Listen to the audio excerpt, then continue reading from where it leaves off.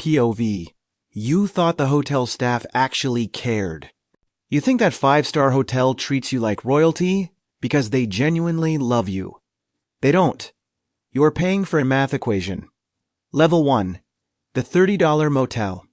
The clerk barely looks up from his phone, hands you a key that smells like bleach, and points down a hallway flickering with dead fluorescent bulbs. You call about a leaking pipe and get told it's a morning problem. The prison here is naivety, thinking you bought hospitality when you only rented 4 square feet of concrete. Level 2.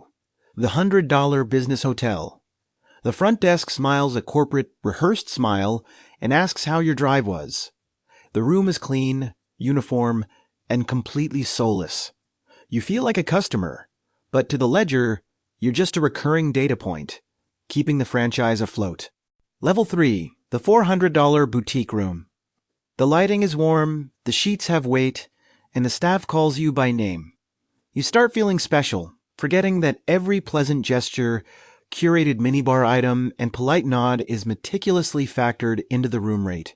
Level 4. The luxury suite. A personal butler greets you by name. Your bags disappear before you even touch them. Your favorite drink appears without asking.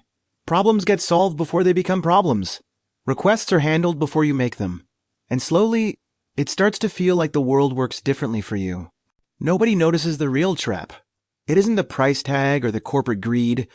The trap is believing money buys human affection when it only rents compliance. You finally realize the truth. The hotel industry isn't in the business of comfort. It's a precision machine, converting your money into measured attention. The moment you understand the math, the illusion breaks. If every level of comfort you pay for is just a manufactured product, what else are you renting right now thinking you actually own it?